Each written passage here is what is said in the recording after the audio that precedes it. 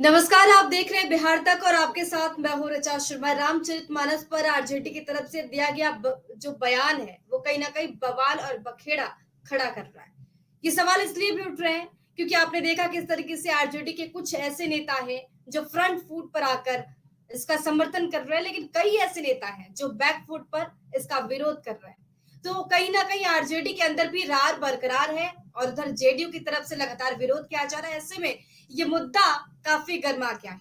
इन सब के बीच पूरे परिप्रेक्ष्य में अगर देखें, पूरी तस्वीर जो धुंधली तस्वीर है उसको अगर साफ करके देखें तो ये स्पष्ट हो रहा है कि अगर बयान दिया गया है तो जरूर उसके मायने होंगे। और मायने इसलिए भी निकाले जा रहे हैं क्योंकि 2024 और 2025 का चुनाव सामने है और ऐसे में सभी पार्टियां पूरी जोर शोर से इस कवायद में जुटी हुई हैं कि कैसे उस मिशन को साधा जा सके। तो सवाल ये है कि क्या आरजेडी का कोई प्लान है 2025 या 2024 के परिप्रेक्ष्य में? क्योंकि तेजस्वी यादव ने तो ये कह के पल्ला झाड़ लिया कि इस ऐसे बयान पर राजनीति नहीं होनी चाहिए, लेकिन दूसरी तरफ उन्होंने इसका विरोध भी नहीं किया। अब तेजस्वी के विरोध ना करने का कारण क्या है? ये तमाम ऐसी चर्चाएं हैं जो खूब हो रही हैं और हम इसी टॉपिक पे, इसी मुद्दे को उठाकर इस पे चर्चा करेंगे। क्या मायने हो सकते हैं? क्या चुनाव के मद्देनजर ये बयान दिया गया है? तो चलिए तमाम सवालों का जवाब सीधे लेते हैं। हमारे साथ डॉक्टर आलोक पांडे, राजनीतिक विशेषज्ञ जुड़ गए हैं। आलोक जी, बहुत बहुत स्वागत है आपका। सबसे पहले यही सवाल, बयान के मायने क्या नजर आते हैं? किसके? तेजस्वी के बयान के? जी नहीं, जैसे चंद्रशेखर ने जिस तरीके से बयान दिया, शिक्षा मंत्री हैं वो, और कई ऐसे मुद्दे हैं इस वक्त बिहार की राजनीति में जो पनप रहे हैं और छात्रों का भी मुद्दा है, लेकिन इन सब से इतर धर्म को लेकर बयान देना। नहीं ऋचा, देखिए इसके दो मायने हैं सिर्फ। पहला मायना यह है कि जो बिहार का छात्र आंदोलन था, जो बिहार के किसानों पर चली लाठी थी, उसकी दिशा मोड़नी थी उनको। ये जो चंद्रशेखर जी ये भूल गए कि बिहार अब 1990 का बिहार नहीं है। अब वो जो है कमंडल मंडल पर भारी है ये दिखने लगा है। इनको ये मानना था कि जो 10 लाख नौकरियों का आरजेडी ने वादा किया था, तेजस्वी यादव ने, डिप्टी सीएम ने, अब वो नौकरियां चिल्लाने लगे बिहार के बच्चे, क्योंकि 10 लाख नौकरी के वादे पर तेजस्वी जी जीत कर आए थे। और ये दुनिया जानती है, तेजस्वी यादव भी जानते हैं, मैं जानता हूं, आप जानती है, मूढ़ से मूढ़ व्यक्ति भी जानता है कि 10 लाख नौकरी बिहार में सरकार नहीं दे सकती। उस समय उनके तर्क अलग थे कि हम ये इतने डिपार्टमेंट में 3 नौकरी, उतने डिपार्टमेंट में 3 नौकरी है, संभव नहीं। 10 लाख के लोगों का वेतन कहां से दोगे आप? अभी आप अपने प्राइमरी टीचर को यूपी के टीचर के बराबर से आधी सैलरी देते हो। यूपी का टीचर 50,000 पाता है प्राइमरी टीचर, और बिहार का टीचर 22,000 रुपए महीने पाता है। 22,000 वालों में भी आपने पूरी वैकेंसी खाली रखी हुई है, पूरी वैकेंसी भरी नहीं है। आपका जो गेम्स टीचर है यूपी का 40,000 पाता है सैलरी, आपका गेम्स टीचर 8,000 रुपए पाता है बिहार में। 8,000 पे कैसे कोई परिवार चलाएगा? वो भी नौकरी आप नहीं दे रहे हैं। 10 लाख नौकरियां देंगे कहां से आप? तो तेजस्वी यादव तो फंस गए चक्रव्यूह में। तो तेजस्वी यादव के अभिमन्यु बनकर चंद्रशेखर निकल के आए। खाटी नेता है, ये जानते हैं कि बिहार में जातीय जो व्यवस्था है भी मजबूत है। तो जाति का अगर व्यवस्था उठा लिया जाए, रामायण का एक वो अंग उठा लिया जाए जिससे कि हिंदुओं के अंदर टूटन पैदा हो, और बिहार के अंदर जातीय और धार्मिक विखंडन में जातीय विखंडन मजबूत होकर के उभर कर सामने आए। तो अगर जातिवाद उभर जाता है तो तेजस्वी यादव के द्वारा जो किए गए वादे हैं, खासकर नौकरी के वादे, या नीतीश कुमार सरकार द्वारा किसानों पर रात में घुसकर उनका घर तोड़ना, उनके ऊपर दरवाजे तोड़ करके उनके ऊपर लाठियां चार्ज करना, और नीतीश कुमार जी को कुछ पता न होना, और उसके बाद आरजेडी के नेता जो नीतीश कुमार को शिखंडी जैसे बयान देते हैं, वो जो इतना गंदा कर दिया है बिहार का माहौल, या कहीं इतना गर्म कर दिया है राजनीतिक रूप से, तो उस माहौल को थोड़ा डाइवर्ट करने के लिए कि चलिए अब जरा हम जातिवाद पर आते हैं। और मैं बार बार कहता हूं कि बिहार चाणक्य की भूमि है, बिहार मौर्य एम्पायर की भूमि है, और बिहार 1980 के दशक तक एक समृद्ध प्रांत था। इस मंडल की राजनीति ने बिहार को दिया क्या? मैं बार बार पूछता हूं बिहार की जनता से कि जातिवादी राजनीति ने बिहार को क्या दिया? समृद्धि, विकास। जब भारत में बड़े बड़े शहरों में बड़े बड़े इंस्टीट्यूट खुल रहे थे, आईटी सेक्टर खुल रहे थे, तब बिहार में चारा वाले स्कूल खुल रहे थे। लालू यादव जी बोले बच्चा वहीं पढ़ेगा, वहीं भैंसे चराएगा। क्या हालत कर दी जाति व्यवस्था ने बिहार की। लेकिन इन्होंने जो चंद्रशेखर जी ने चाल चली वो उल्टा पड़ गई, स्प्रिंग रोल बैक हो गई। इनको लग रहा था कि बिहार में ये जातिवाद वाला मैटर उठा करके ये जो दूसरे सारे मुद्दे हैं, जो जितने भी आपको अभी हमने गिना है, ये मुद्दे गौण हो जाएंगे। लेकिन हुआ क्या कि जेडीयू ने फायर बैक करना शुरू कर दिया, आरजेडी के अंदर से विरोध हो गया, क्योंकि बिहार भी अब मंडल से कमंडल की तरफ बढ़ चुका है। धर्म का मैटर बिहार में पहुंच चुका है। लालकृष्ण आडवाणी की रथ यात्रा नहीं है वो कि लालू जी ने रोक लिया था बिहार में और सर्वोच्च नेता के रूप में और बड़े नेता के रूप में उभरे थे। अब हिंदू अस्मिता की बात बिहार तक भी है।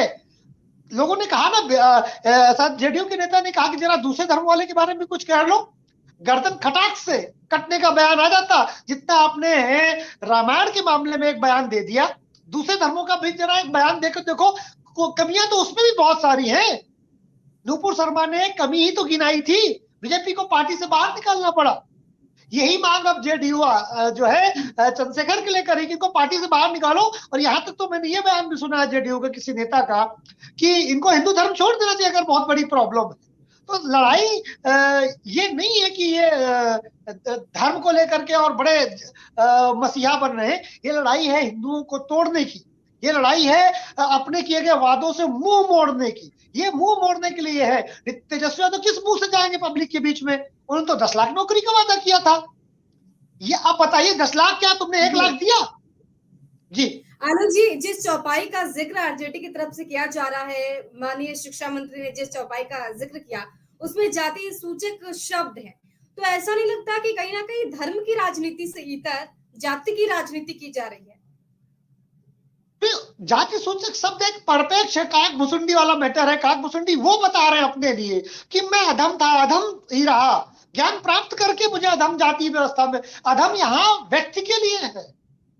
तो जो वो प्रयोग कर रहे हैं कि कहते हैं ना कि काने को काना को तो बुरा लगता है, उनके मन में खुद अपनी जातीय समस्या है, वो खुद विष पाले हुए हैं, या वो सब जानते हैं प्रोफेसर साहब है, वो सिर्फ बिहार की जनता को जाति विभाजन करना चाहते हैं। हमने कहा ना मंडल और कमंडल, तो वो चाहते हैं कि बीजेपी कमंडल की राजनीति करेगी, यानी हिंदुत्व के लिए काम कर रही है। और बिहार क्योंकि हिंदुत्व के लिए उतना फर्टाइल पिछले समय में इतिहास में नहीं रहा, वो मंडल के लिए आरक्षण या मतलब इस व्यवस्था के लिए बड़ा फर्टाइल रहा है।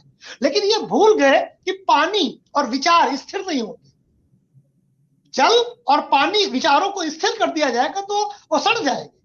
तो मंडल को ये स्थिर बैठे हुए कि जो 90 के दशक में बिहार था वही 2024 के दशक में है, जो 20वीं सदी में बिहार था वही 21वीं सदी में बिहार रहेगा। हम जात की राजनीति फिर खेल लेंगे, ये शायद गलतफहमी में थे, क्योंकि उनकी पार्टी ने विरोध किया, उनके अंदर ने तेजस्वी नहीं किया, अलग मैटर है। लेकिन आप देखो आरजेडी के अंदर से कोई भी कहते नहीं मिल रहा कि वो उससे सहमत हो। और जेडीयू तो इतना तेज मुखर है, मैंने जेडीयू को हिंदुओं के मैटर में इतना ज्यादा मुखर नहीं देखा कि वो इस तरह से बात कर रही हो। इसके भी अपने संकेत हैं। इससे संकेत ये है कि जेडीयू को एक मौका मिल गया आरजेडी पर आक्रामक होने के लिए। अभी लल्लन सिंह उनको नहीं, लल्लन सिंह नहीं, सॉरी, अरे क्या नाम उनका, जो कृषि मंत्री थे, सुधाकर सिंह जी, सुधाकर सिंह उन्हें शिखंडी तक कहते हैं। अब जेडीयू रक्षात्मक थी, चलो छोड़ो, लेकिन ये जो मैटर आ गया इसमें जेडीयू एक तीर से दो शिकार करे। आरजेडी के ऊपर दबाव बना रही है पहला, और दूसरा ये है कि वो संकेत भी दे रही है कि अगर तुमने जरूर से ज्यादा दबाव बनाया तो हम बीजेपी में चले जाएंगे। लेकिन यहाँ पे मैं आपसे समझना चाहूंगी, जेडीयू आरजेडी पे दबाव बना रही है या फिर आरजेडी यहाँ पर जेडीयू पर दबाव बना रही है? दोनों।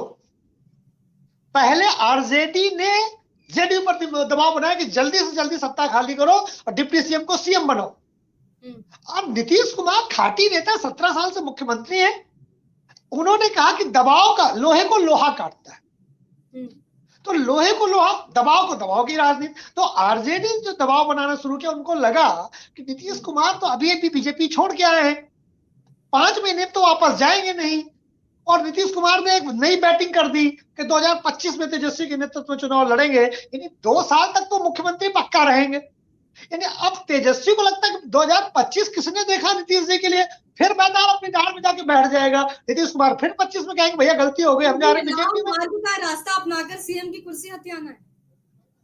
नहीं, एक्चुअली जो चंद्रशेखर, देखिए आरजेडी तो एक रास्ते से दबाव नहीं बना रही ना, वो तो शिखंडी भी कह रही है, वो जाति आधार पर दबाव बना रही है, वो बहुत सारे दबाव बना रही है।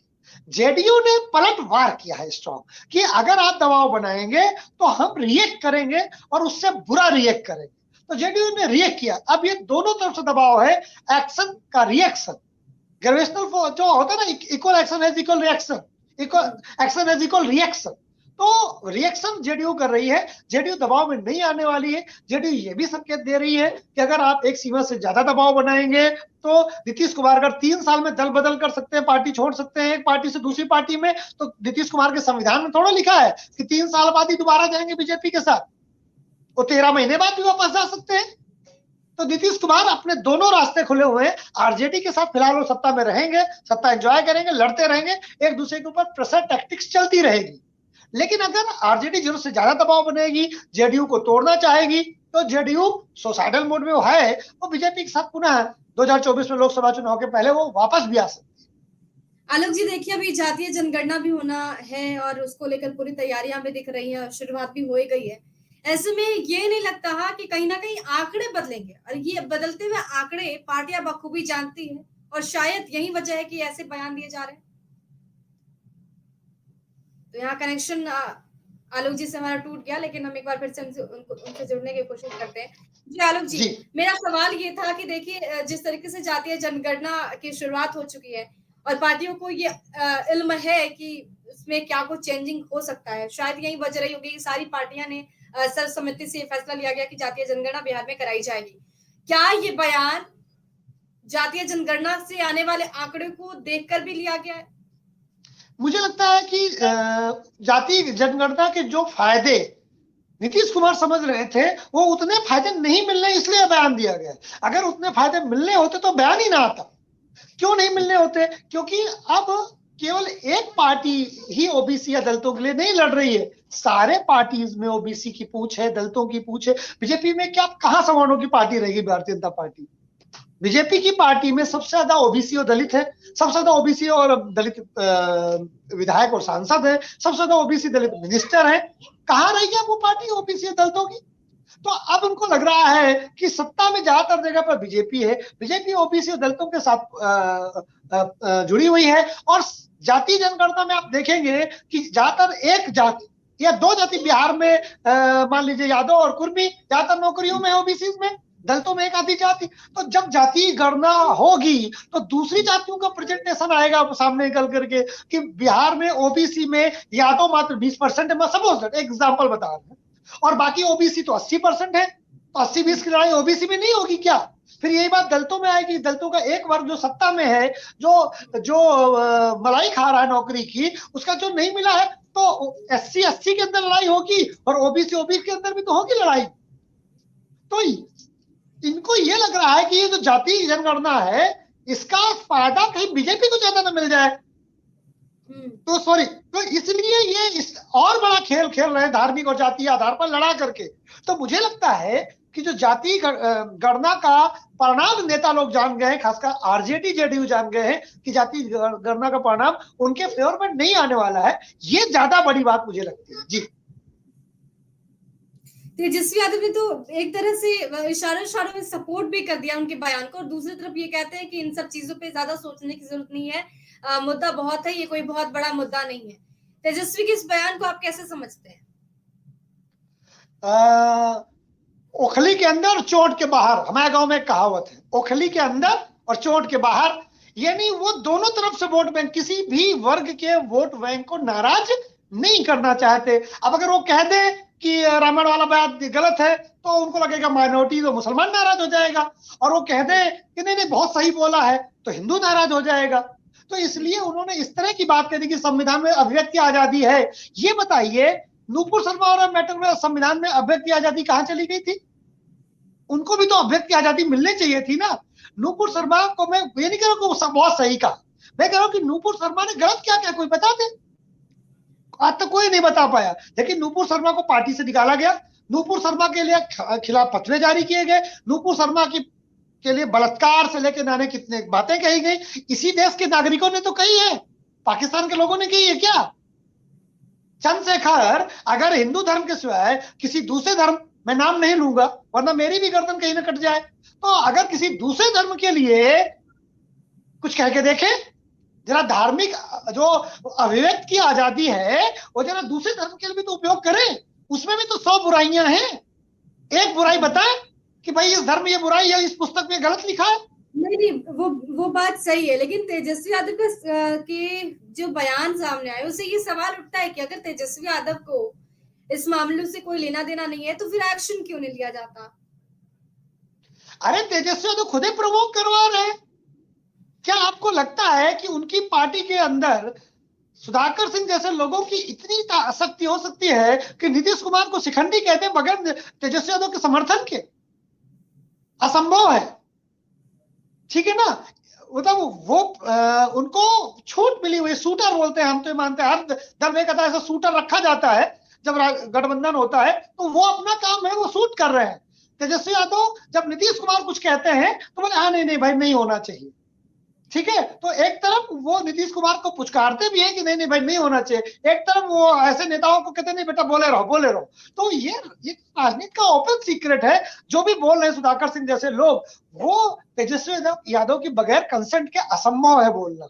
वो कह रहे हैं कि सुधाकर सिंह जो बोल रहे हैं ये लोग तो भाजपा की तरह बोल रहे हैं, वो लोग जो ऐसा बोलते हैं वो भाजपा के समर्थक है। तो भाजपा के समर्थक को अपनी पार्टी में कहाँ बना रखे हो? निकाल बाहर करो पार्टी से। अगर सुधाकर सिंह भाजपा के समर्थक है तो पार्टी में क्यों है? निकाल के बाहर फेंकिए। क्यों नहीं फेंकते आप निकाल के बाहर? इसीलिए नहीं फेंकते ना क्योंकि आपकी कंसेंट है, आपकी कंसेंट से बोला जा रहा है। नहीं, लेकिन जेडीयू की तरफ से भी तो यही देखने को मिलता है। उपेंद्र कुशवाहा सामने आके बोलते हैं, लेकिन फ्रंट फुट पे कभी ललन सिंह आके नहीं बोलते हैं। नीतीश कुमार तो आके ये बोलते कि मुझे पता नहीं है, बाद में उनको पता चलता है तो वो ये बस बोलते कि इस पे राजनीति नहीं होनी चाहिए ऐसे मुद्दे पे। अब जेडीयू ने यही कहा कि भाई अभी मान ही नहीं रहे, शिखंडी तक कह डाला तो हमको भी तलवार निकालनी पड़ेगी। हमारी पार्टी में भी तो शूटर है, क्या उन्हीं की पार्टी में है? तो जब उन्होंने इतना ज्यादा शूट कर डाला, ये जो ऐसे नेता जो फ्रंट फुट पे आके लड़ते रहते हैं और जो पीछे से आश्रित दिए हुए हैं, वो पीछे से आके बिल्कुल इस मुद्दे को रफा दफा करने की बात कहते हैं। क्या समझ आता है कितने दिन और ये सरकार रहने वाली है? देखिए सरकार अभी क्या है कि दोनों नीतीश कुमार अभी बीजेपी से बाहर गठबंधन तोड़ के आए, तो नीतीश कुमार तो सपने में कई बार सोच चुके होंगे। मैं कई बार कह चुका हूं आपके प्लेटफॉर्म्स में भी, अन्य प्लेटफॉर्म में, सपने में रात में सोचते हो कि यार गलत किया क्या, बीजेपी छोड़ के आ गए, ठीक है। लेकिन अभी भी नया ब्रेकअप हुआ है और नई फिर से शादी हुई है, तो बोले हनीमून पीरियड भी मनाने नहीं दिया। भाई नीतीश कुमार की उम्मीद थी कि आरजेडी के साथ जाएंगे, इसको डिप्टी सीएम बना दिया है, साल खंड चैन से रहेंगे, साल 2 साल बाद देखा जाएगा।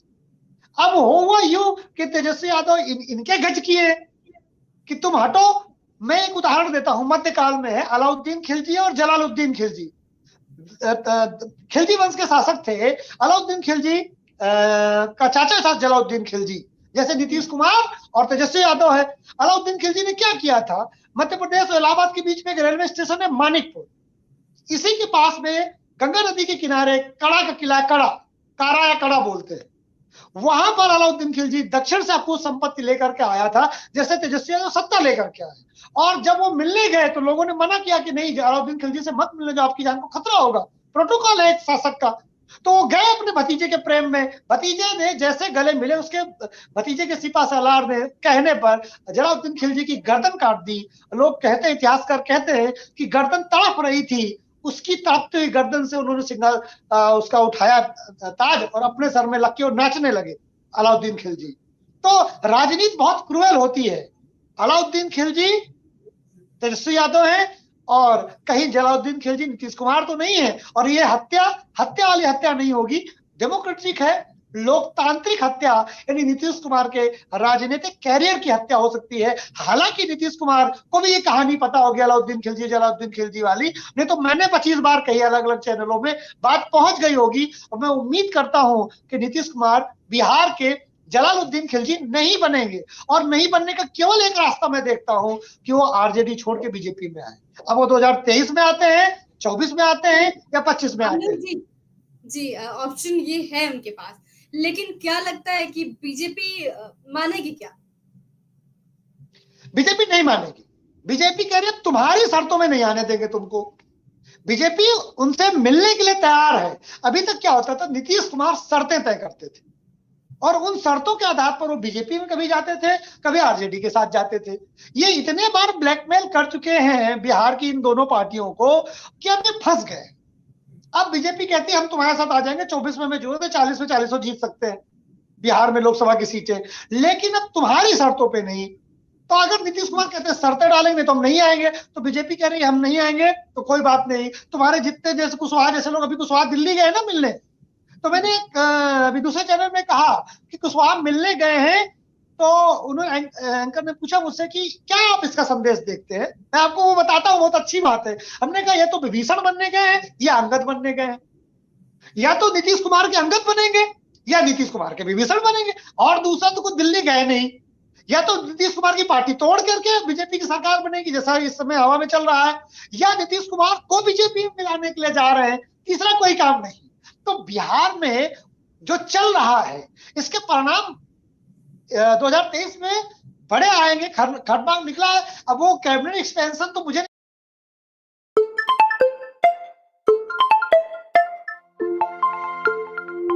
नहीं लगता दूसरा एक्सपेंशन कहीं ना हो जाए। जी आलोक जी, आपने ये बातें कही कि ये ऐसा हो सकता है, लेकिन कुछ शर्त के साथ ही जो बीजेपी है वो नीतीश कुमार को अपनी पार्टी में लेगी। लेकिन देखिए सबसे बड़ी बात है कि गठबंधन तो हो जाता है, लेकिन एंटी इनकम्बेंसी फैक्टर रहेगा। बीजेपी इस पर कभी मुझे नहीं लगता है कि वो चाहेगी कि एंटी इनकम्बेंसी, उसको कहीं ना कहीं उसका नुकसान भी तो होगा। नहीं, बिल्कुल होगा, लेकिन वो विधानसभा चुनाव में ज्यादा होगा। लोकसभा में मोदी का चेहरा रहता है, और एक कोर वोटर अगर नीतीश का बीजेपी के साथ जुड़ जाता है तो बीजेपी को फायदा होता है। आप देखिए पिछली बार जब चुनाव लड़े थे बीजेपी 30 अकेले लड़ी थी, 30 में से 22 जीती थी, लेकिन जब साथ में लड़े तो 40 में से 39 जीते, वो भी एक हारे, वो भी जेडीयू हारे। बीजेपी को 17 मिली थी, 17 जीत गए। तो इसका मतलब है कि नीतीश कुमार बीजेपी के साथ अगर जुड़ेंगे तो बीजेपी को लोकसभा में सीटें, बीजेपी बिहार में 40 में से 38-39 सीटें बहुत आसानी से निकाल देंगे। हाँ, जब 2025 का चुनाव होगा। तो आलोक जी हमारे साथ जुड़े हुए थे जिन्होंने ये स्पष्ट कर दिया है, क्योंकि कहीं ना कहीं राजनीतिक विशेषज्ञ है, तो इन्हें पता है कि बिहार की मौजूदा राजनीति में बयानों के क्या मायने हो सकते हैं। आलोक जी को